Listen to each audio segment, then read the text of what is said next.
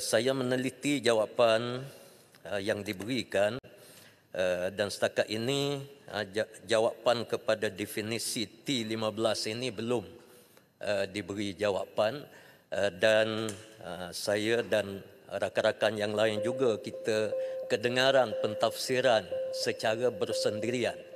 Menteri Ekonomi cara dia sebut 12,000, ada yang sebut 15,000, ada yang sebut 20,000. Jadi itu satu perkara. Perkara yang kedua berkenaan dengan individu berpendapatan tinggi. Saya bersetuju dengan apa yang disebut oleh Kota Melaka, di mana ahli-ahli perniagaan yang berbentuk individu, usaha-usaha individu dia, di mana peniaga-peniaga ini sebenarnya mereka terpaksa membayar banyak. Orang datang minta sumbangan, minta itu, minta ini. Kita lagi ada dengan lembaga hasil dalam negeri dan sebenarnya macam-macam.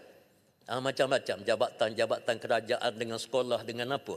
Jadi tanggungjawab kita di peringkat masyarakat ini kita sempurnakan perkara ini. Jadi kalau ditambah dengan 2% cukai dividen ini, saya kira terbeban dan resiko dia kemungkinan pelabur-pelabur dalam negara ini dia akan berpindah ke luar negara dan seumpamanya. Jadi apakah mekanisme yang boleh dibuat oleh pihak kerajaan untuk menangani perkara seumpama ini? Dan yang kedua berkenaan dengan tata kelola yang sering disebut oleh kerajaan. Soalan saya, apakah mekanisme pelaporan awam dan audit yang akan dilaksanakan oleh pihak kerajaan untuk memastikan ketelusan dan menghalang ketirisan dalam pengagihan subsidi bersasar RUN 95 dan pelaksanaan cukai dividen? Sebab waktu yang sama kalau kita kenakan cukai seumpama ini, kita naikkan harga RUN 95, kenaikan harga barang automatik akan berlaku serentak. Sekian, terima kasih. Silakan, Tui. Terima kasih. Saya terima kasih kepada Pak Putih. Cuma wunsing saya itulah.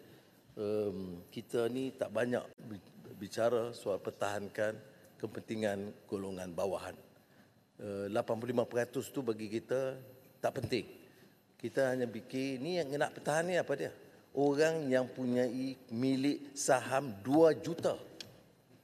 Ya. Itu dalam satu syarikat. Bukan syarikat dia, bukan bangunan dia, bukan keuntungan yang lain. Daripada milik saham. Tentu semua syarikat, semua individu termasuk kita ada tanggungjawab masing-masing.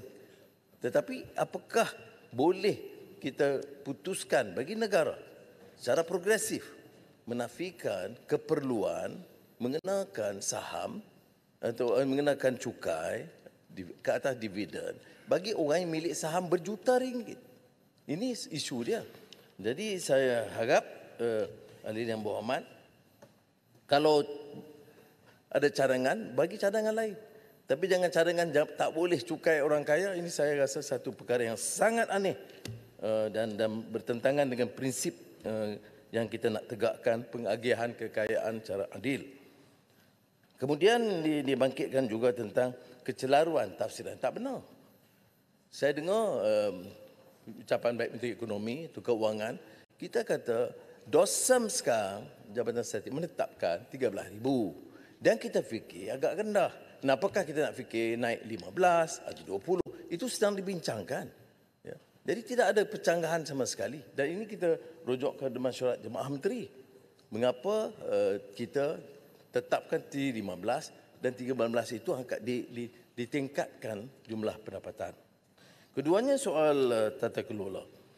Tata kelola dalam hal ini tidak berbangkit kerana isu dia itu sangat telus. Umpamanya 85% rakyat tidak terlibat dalam kenaikan harga RUN 95.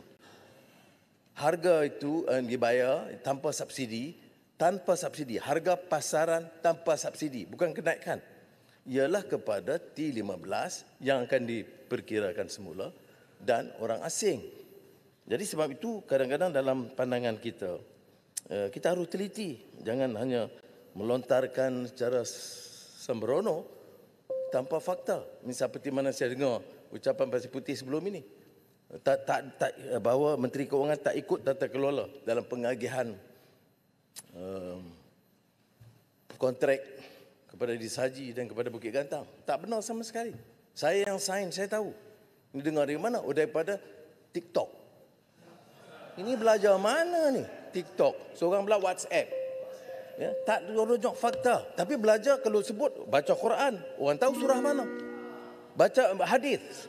Rujukan sanad di mana. Tapi bila bercakap atas nama Islam, rujuk Quran. Tapi bila hentam, tak peduli. Ini yang saya bangkitkan. Jadi soal tata Ya, kelola. Mak Berhormat. Tata kelola, saya habis satu ayat. Soal tata kelola Pasir Putih saya nak bagi tahu. Kita tak ada tolak ansur.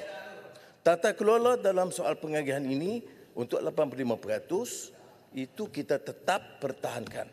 Jadi jangan pusing dengan putar, jangan buat tuduhan melulu di Dewan ini.